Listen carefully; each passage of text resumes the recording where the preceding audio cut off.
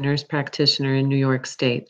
I'm here to talk about compliance with cervical cancer screening guidelines and an educational plan to help providers increase their compliance. Here's an overview of what we'll be talking about this evening. Of course, we can't start an overview of Pap smear guidelines without a nod to the discoverer of the technique, Dr. Georgios Papanikolaou, who, with Dr. Herbert Trout, developed the test in the 1940s. This is still the gold standard for cervical cancer screening and, until recently, was recommended to be completed on women at least once a year. In 2012, the American College of Obstetricians and Gynecologists and the United States Preventive Services Task Force updated those recommended screening intervals, reducing the frequency of Pap smear screening for healthy women to every 3 to 5 years. Now, this has been very confusing for providers and patients alike. Understanding of the guideline and adherence to it has been limited. And we've noticed at our practice that all of the providers are actually doing something a little different. Now, why does this matter? Too many Pap smears are being performed, and this leads to potentially unnecessary and invasive workup. We've found that women under age 21 and over 65 are being screened despite the recommendation against doing so.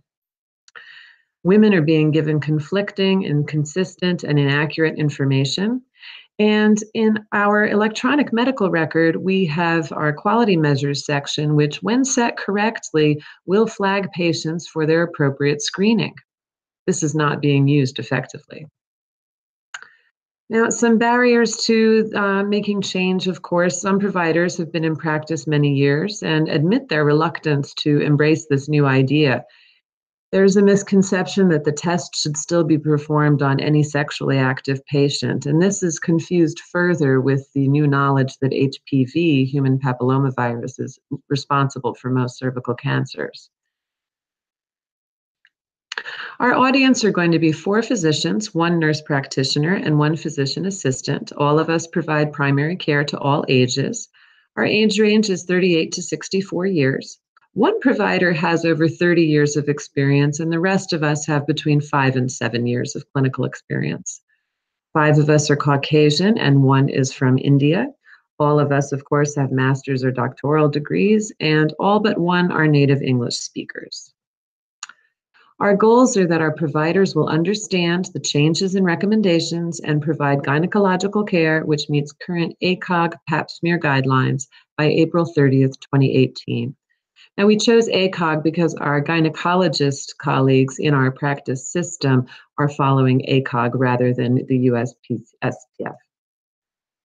Our objectives are, at the end of the presentation, our providers will correctly list the 3 reasons why annual Pap smear testing is no longer recommended, that they will accurately describe whether, when, and how to order the HPV testing with the Pap smear, that they will be able to demonstrate correct data entry of previous results in the new EMR and correctly set the patient's due date in the quality measures section of the chart. We're going to measure this with a post-test with written scores of above 90%. Our method is going to be a class section, a lecture, 1-hour breakfast session with a PowerPoint presentation and lecture. We're going to have slides accompanying the lecture because they engage different preferred learning styles. Participants can retain a copy of the lecture with the added notes. And we're going to have some roundtable discussions so that people can voice their confusion and concerns about compliance with these guidelines. With the data entry piece, we're going to have some demonstration and return demonstration in the chart. And I've got a photo here of the clean spec battery-powered Pap smear light. And we're going to have a few samples of those for our kinesthetic learners to have something to handle while they're listening. We conducted a literature review regarding our methodology, and we found that many studies show that any approach is really effective with this kind of learning. Team-based learning, people seem to like better, but the outcomes in learning information and retention seem to be the same. This particular study comparing the effectiveness of traditional lecturing versus team-based learning was a level 3 study. And 2 sections of the same course were taught using the 2 different formats. Another interesting article that we reviewed was a comparison of traditional chalk and board lecture for anatomy versus a PowerPoint presentation. And this one showed that 90.7% of respondents preferred the PowerPoint lecture format. Their outcomes in terms of test scores and information retention were not compared in this study. This is a level 5. This is an article that specifically discusses PowerPoint versus traditional lectures, and these students were exposed to both types of lectures, and they used questionnaires on satisfaction and also comparison of test scores. We had 62 people in this study, and this one actually found that students retained 15% less information after the PowerPoint lectures, but the majority of them still preferred the format. That's a level 3 study, and the conclusion was that the traditional lecture still leads to better information retention, but again, the PowerPoint is simply more popular. This study is regarding an educational intervention to gauge whether providers' beliefs would change after a specific intervention regarding these new guidelines. So, clinics in the intervention group received a multi-component educational program, and surveys were assessed at both baseline and follow-up. In the final analysis, we had 56 physicians participating. And the providers in the intervention arm were much more likely to agree with the rationale for the current recommendations than the control group. The control group received some educational information, but not the specific structured program that the intervention group did. So this finds that the mixed media educational program did improve support for and compliance with those screening guidelines. This was a level 3 study. So in synopsis, we see that participants experience greater satisfaction with the PowerPoint lectures. Our learning outcomes are not usually significantly different, except for that one study that actually demonstrated the negative effect. And we find that multifaceted educational interventions do actually work at changing participants' perception of and reception to new information.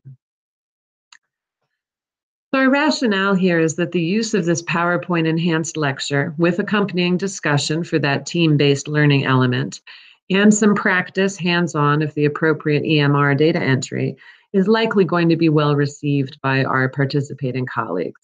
And that's going to enhance engagement and willingness to listen to the information. Also, the lecture and PowerPoint slides can be easily reproduced or repeated for anyone who is absent, or if we decide to expand this program and use it for other staff members and other colleagues. Our learning theory integration for this program, I investigated a multi-theories model. I find this a more modern approach. As we know, various learning theories have been developed over the last 150 years since the advent of psychiatry and psychology in the modern world. And the foundation of this is essentially constructivist, building upon prior knowledge, as Vygotsky originally discussed.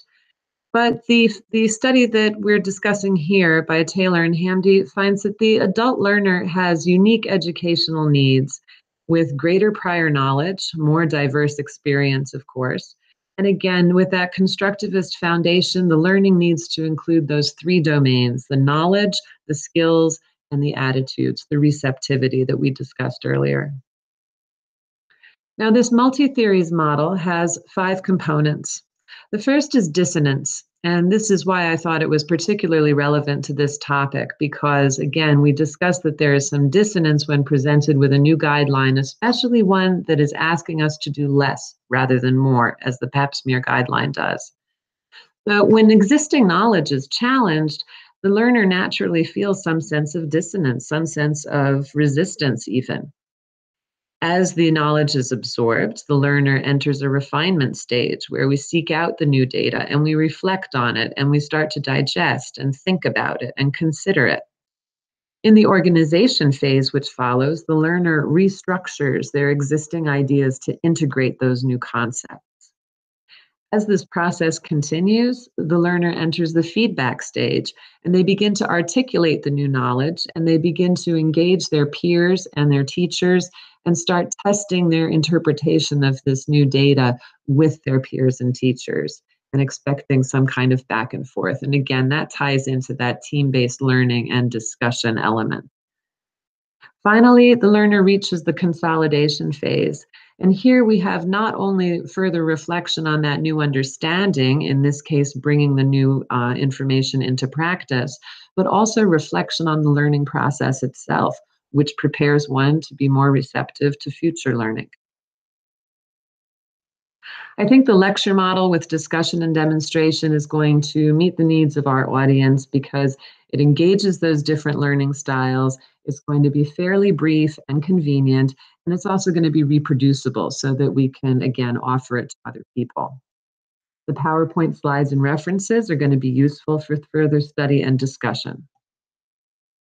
The outline of the teaching content for this program, our objective that we're going to correctly list 3 reasons why annual pap smear is no longer recommended.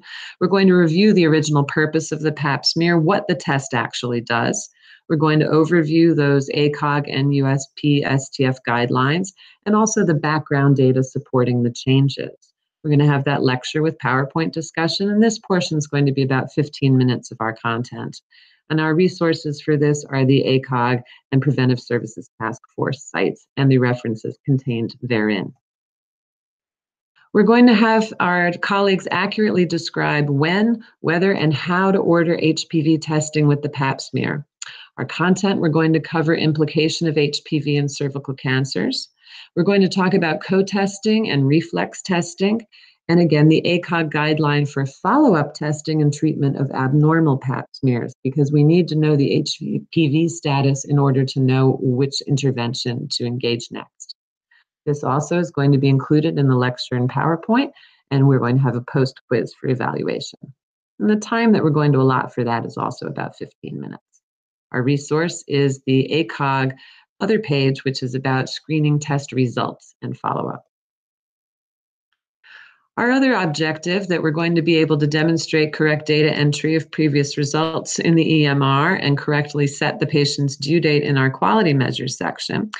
We're going to talk a little bit more about how our EMR quality measures section manages and collates the data for screening, how to order the PAP correctly so that we don't have as much, double entry of data, and how to update that chart to satisfy the measure.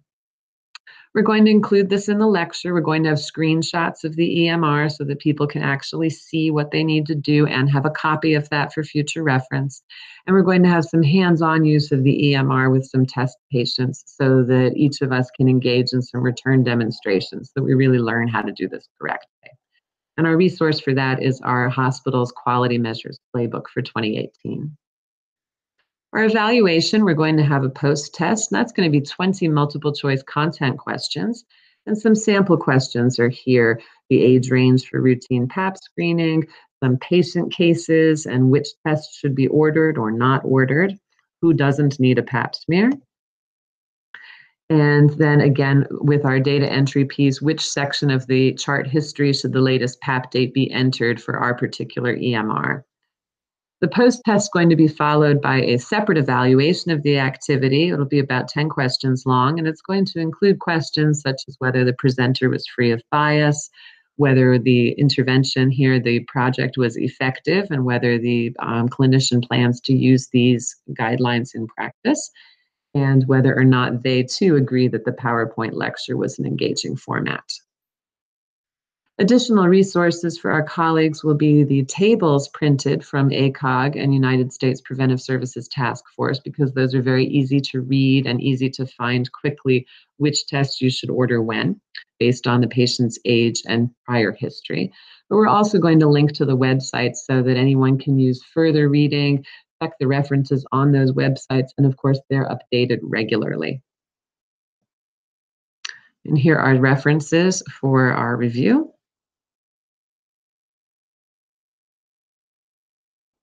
And I thank you for your attention and hope that if relevant, you too will have your pap smear on time.